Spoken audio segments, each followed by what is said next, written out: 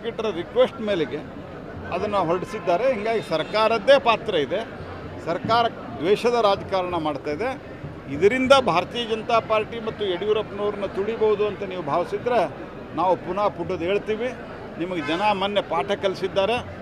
ಯಾಕಂದರೆ ಭಾಳ ದೊಡ್ಡ ಮಾತನಾಡಿ ಕೊನೆಗೆ 9 ಸೀಟಿಗೆ ನೀವು ಸಮಾಧಾನ ಪಟ್ಟುಕೊಳ್ಳುವಂಥ ಸ್ಥಿತಿ ಇದೆ.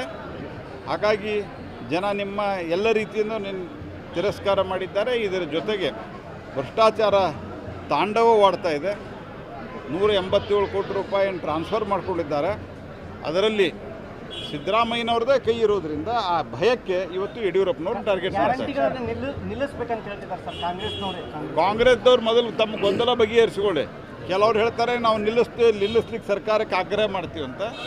ಕೆಲವರು ಹೇಳ್ತಾರೆ ನಾವು ಯಾವ ಕಾರಣಕ್ಕೂ ನಿಲ್ಲಿಸ್ಲಿಕ್ಕೆ ಕೊಡೋದಿಲ್ಲ ಅಂಥೇಳಿ.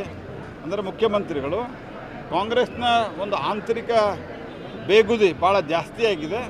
ಹಾಗಾಗಿ ಈ ಗ್ಯಾರಂಟಿಗಳು ಇದರಲ್ಲಿ ಭಾಳಷ್ಟು ಜನಕ್ಕೆ ತಲುಪಿಲ್ಲ. ಒಂದು ಗ್ಯಾರಂಟಿ ಅಂತೂ ಇಂಪ್ಲಿಮೆಂಟೇ ಆಗಿಲ್ಲ. ಹಾಗಾಗಿ ಸರ್ಕಾರ ಚುನಾವಣೆ ಸಂಬಂಧ ಗ್ಯಾರಂಟಿ ಮಾಡಿತ್ತು ಅನ್ನೋದು ಇದು ಸ್ಪಷ್ಟ ಆಗ್ತದೆ. ದರ್ಶನ್ ಅವರ ವಿಚಾರದಾಗ ಸರ್ಕಾರದವರಿಗೆ ರಾಜಾತಿಥ್ಯ ಕೊಡ್ತೀವಿ. ದರ್ಶನ್ ಅವ್ರ ಕೇಸ್ ಅಲ್ಲಿ ಶಾಮಿಯಾನ ಸಿಗರೇಟ್ ತಂದು ಕೊಡೋದು ಆ ಥರದ ಎಲ್ಲ ವ್ಯವಸ್ಥೆಯನ್ನು ಮಾಡ್ತೀವಿ.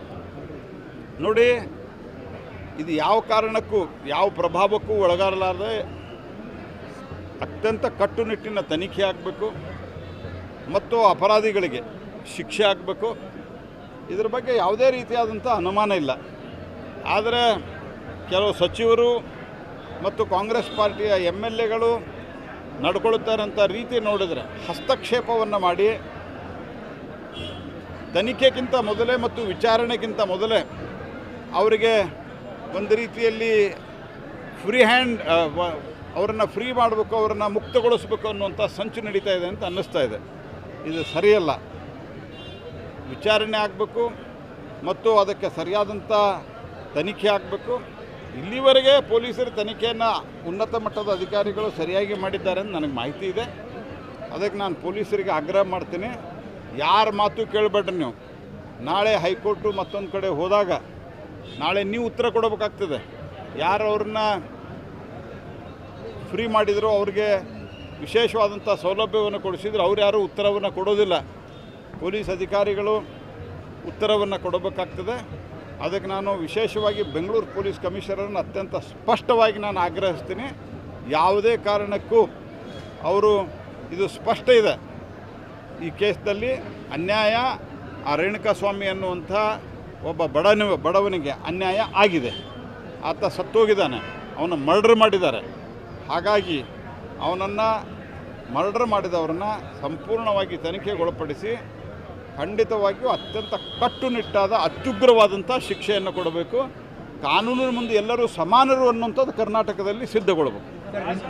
ರಿನ್ಯೂವಬಲ್ ಎನರ್ಜಿ ಸಂಬಂಧಪಟ್ಟಂಗೆ ಗ್ರೀನ್ ಹೈಡ್ರೋಜನ್ ಬಗ್ಗೆ ಮಾತಾಡ್ತಾರೆ. 500 ಗಿಗಾವ್ಯಾಟ್ ಬಗ್ಗೆ 2030 ನಾರ್ತ್ ಕರ್ನಾಟಕದ ಪೊಟೆನ್ಷಿಯಲ್ ಬಗ್ಗೆ ನಾನು ಯೋಚನೆ ಮಾಡಿದ್ದಾರೆ. ಈಗಾಗಲೇ ಒಂದು ಸೋಲಾರ್ ಸಿಟಿ ಮಾಡ್ತೀವಿ ಅಂತಂದಿದ್ರು, ಏನಾಗಲಿಲ್ಲ. ಇಲ್ಲ, ಹುಬ್ಬಳ್ಳಿ ಸೋಲಾರ್ ಸಿಟಿ ಮಾಡ್ತೀವಿ ಅಂತಂದಿದ್ದು ಕಾರ್ಪೊರೇಷನ್ನ ಆ ಸಂದರ್ಭದಲ್ಲಿ ರಿನ್ಯೂವಬಲ್ ಎನರ್ಜಿಯನ್ನು ಪ್ರಪೋಸಲ್ ಅವತ್ತಿನ ಸರ್ಕಾರ UPA ಸರ್ಕಾರದಿಂದನೂ ಒಂದು ಸರ್ತಿ ಬಂದಿತ್ತು. ಕಾರ್ಪೊರೇಷನ್ ಆಸಕ್ತಿ ತೆಗೆದುಕೊಳ್ಳಲಿಲ್ಲ. ಹಾಗಾಗಿ ಮುಂದಿನ ದಿವಸದಲ್ಲಿ ನಾನು ಅದರ ಸಂಪೂರ್ಣವಾದಂಥ ಈಗ ಯಾವ್ಯಾವ ಸ್ಕೀಮ್ಗಳಿದ್ದಾವೆ ನೋಡಿ ಅದನ್ನು ಮಾಡ್ತೀವಿ. ಬೀದರ್ನಲ್ಲಿ ಈಗಾಗಲೇ ಒಂದು ನಮ್ಮ ಸೋಲಾರ್ ಪಾರ್ಕ್ ನಡೀತಾ ಇದೆ. ಮತ್ತು ಸೋಲಾರದಲ್ಲಿ ಒಟ್ಟಾರೆ ರಿನ್ಯೂವಬಲ್ ಎನರ್ಜಿಯಲ್ಲಿ ಭಾರತ ಮುಂಚೂಣಿಯಲ್ಲಿದೆ. ಈಗ 2014ನೇ ಇಸ್ವಿಯೊಳಗೆ ಕೇವಲ 76 ಗಿಗಾವಾಟ್ ಉತ್ಪಾದನೆ ಆಗ್ತಿದ್ದಂಥ ರಿನ್ಯೂವಬಲ್ ಎನರ್ಜಿ ಇವತ್ತು ಸುಮಾರು 293 ಗಿಗಾವಾಟ್ ಉತ್ಪಾದನೆ ಆಗ್ತಾಯಿದೆ. ಸರ್ಕಾರ ಇದಕ್ಕೆ ಭಾಳ ದೊಡ್ಡ ಪ್ರಮಾಣದಲ್ಲಿ ಭಾರತ ಸರ್ಕಾರ ಸಬ್ಸಿಡಿ ಮತ್ತು ಬೇರೆ ಬೇರೆ ಮೂಲಕ ಇಕ್ವಿಪ್ಮೆಂಟ್ಗಳ ಮ್ಯಾನುಫ್ಯಾಕ್ಚರಿಂಗಕ್ಕೆ PLI ಸ್ಕೀಮು ಇತ್ಯಾದಿ ಎಲ್ಲವನ್ನು ಮಾಡಿ ಭಾಳ ಈಗ ಪಾವಗಡದಲ್ಲಿ ಆಗಿದೆ. ಅದು ಭಾರತ ಸರ್ಕಾರದ ಯೋಜನೆಯಲ್ಲೇ ಆಗಿರೋದು. ಅದು ರಾಜ್ಯ ಸರ್ಕಾರ ಇಂಪ್ಲಿಮೆಂಟ್ ಮಾಡಿದೆ. ಹಾಗಾಗಿ ಈ ಎಲ್ಲ ಸ್ಕೀಮ್ಗಳನ್ನು ನಾವು ಕರ್ನಾಟಕಕ್ಕೂ ಆದ್ಯತೆ ಮೇಲೆ ಕೊಡ್ತೀವಿ.